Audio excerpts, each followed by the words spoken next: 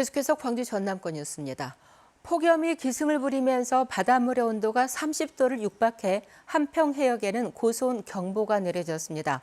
어민들과 지자체는 양식장의 피해를 최소화하기 위해서 안간힘을 쓰고 있습니다. 김영찬 기자가 현장을 다녀왔습니다. 지난 20일부터 고수온 경보가 내려진 한평군 앞바다. 새끼 돌돔 24만 마리를 키우는 한 가두리 양식장을 찾았습니다. 바닷물에 산소 공급을 하는 장치가 계속 돌아가고 있고 수온을 낮추기 위해 차광막까지 설치했습니다. 이곳 한평 앞바다는 사흘 넘게 수온이 30도를 육박하면서 고수온 경보가 발효돼 어민들이 비상에 걸렸습니다. 실제 양식장의 수온을 체크해봤습니다. 현재 수온 30.3도. 어민들은 양식장 피해를 최소화하기 위해 안간힘을 쓰고 있지만 뾰족한 수가 없다며 애를 태우고 있습니다. 28도 넘어지니까 지금 두 번으로 아침 저녁만 주고 있는 상태입니다. 사료에 영양제를 타서 돌돔한테 제일 좋다는 영양제 별도로 구입해서. 어민들이 이처럼 긴장하는 것은 과거 고수온 피해에 대한 기억 때문입니다. 고수온으로 전남에서는 지난 2018년 7개 시군 553곳에서 5,410만 마리의 물고기와 전복 등이 폐사해 471억 원의 재산 피해가 났습니다. 전남도는 이에 대비해 완도와 장흥, 고흥 등의 양식장에 수온 측정기 140개와 액화산소를 공급하는 등 피해 예방에 나섰습니다. 앞으로 우리가 이제 관리할 것은 매일 수온이나 용존산소 체크해가지고 모니터링을 할 것이고요. 지금 폭염이 계속됐을 때는 여가에서 이제 일단은 차단막 설치하고. 오리와 전복을 비롯해 전남의 양식어가는 5,000어가에 21억 6천만 마리. 올여름 고수온 현상을 무사히 넘길지 어민들의 속이 타들어가고 있습니다. KBS 뉴스 김영창입니다. 밤사이 광주시 방림동의 한 아파트 단지에서 정전이 발생해 폭염 속에 주민들이 불편을 겪었습니다. 어젯밤 10시쯤 광주시 남구 방림동의 한 아파트 단지에서 3시간 동안 전기 공급이 끊겨 400여 가구가 에어컨 등 냉방기구를 사용하지 못하는 등 불편을 겪었습니다. 또 정전으로 승강기에 타고 있던 2명이 갇혔다가 소방당국에 의해 구조됐습니다. 한국전력은 해당 아파트 자체 전력 공급 설비의 이상으로 정전이 발생한 것으로 보고 정확한 원인을 조사하고 있습니다. 지난 5일부터 나흘 동안 발생한 호우로 심각한 피해를 입은 해남군 등 3개 군과 진도군, 진도읍 등 4개 읍면이 특별재난지역으로 선포됐습니다. 중앙재난피해합동조사단의 확인 결과 해남이 91억 원으로 피해가 가장 컸고 강진과 장흥이 각각 68억 원과 63억 원, 진도군의 4개 읍면은 28억 원의 재산 피해가 발생했습니다. 특별재난지역으로 지정되면 공공시설 피해 복구에 국비가 최대 80%까지 지원되고 피해 주민에게는 건강보험료 등이 한 달 동안 감면됩니다. 이런 가운데 민주당 윤재갑 국회의원과 명현관 해남군수는 특별재난지역 지정으로 지자체 부담이 덜게 됐다며 지역민과 함께 신속하게 복구 작업을 완료하겠다고 밝혔습니다. 광주 철거 건물 붕괴 사고를 일으킨 불법 공사를 묵인하거나 방조한 혐의를 받고 있는 현대산업개발의 현장 소장이 구속됐습니다. 현대산업개발 관계자들은 법정에 출석하며 피해자들에게 죄송하다고 말했습니다. 손준수 기자입니다. 건물 붕괴 사고가 일어난 재개발구역의 시공사인 현대산업개발 관계자들이 광주지방법원에 나왔습니다. 업무상 과실치사상 등의 혐의로 청구된 구속영장 심사를 받기 위해서입니다. 이들은 영장 심사에 앞서 죄송하다고 말했습니다. 피해자분들하고 가족분들에게 진심으로 죄송합니다.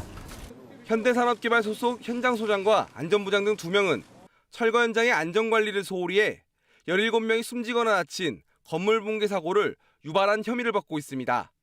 경찰은 이들이 철거 작업의 문제를 알고도 관리 감독을 제대로 하지 않아 불법을 묵인하거나 방조한 것으로 보고 구속영장을 신청했습니다.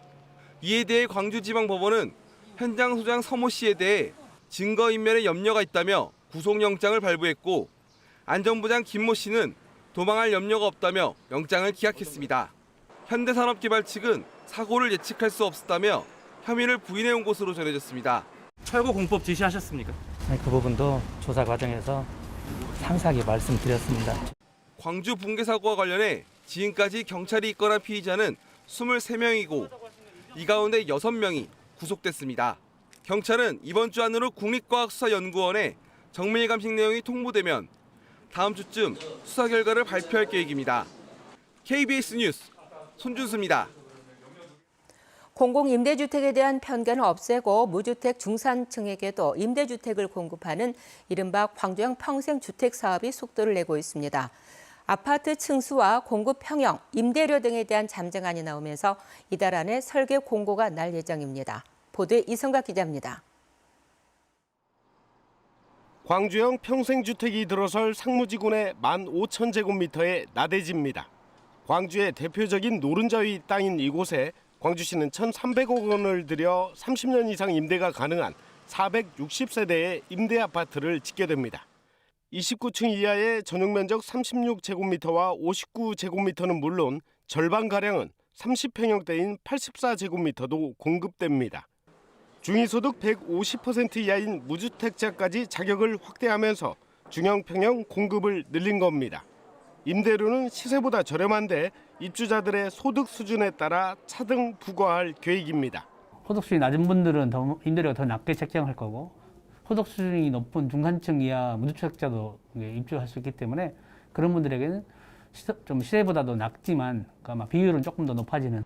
사업 계획이 구체화되면서 이달 중에는 설계 공모도 이루어집니다.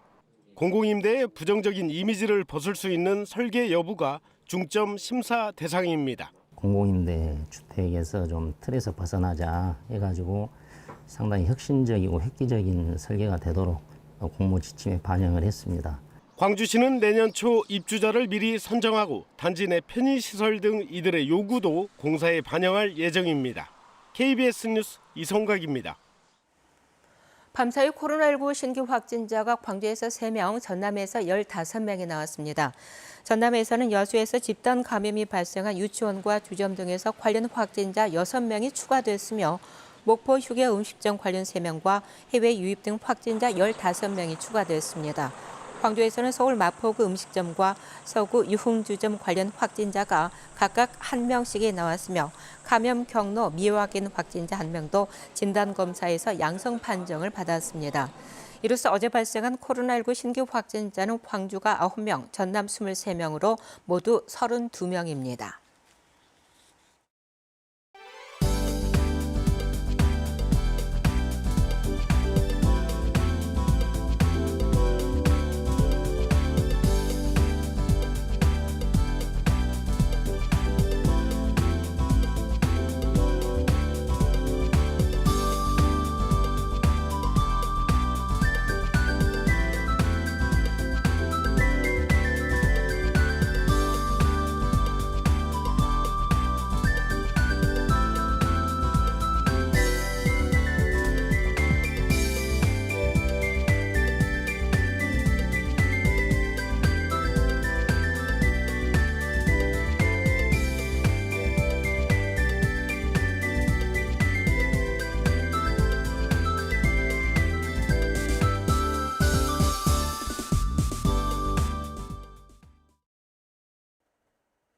밤낮 없이 더위가 이어지고 있습니다. 오늘도 낮 동안 35도 안팎의 찜통 더위가 계속되겠는데요.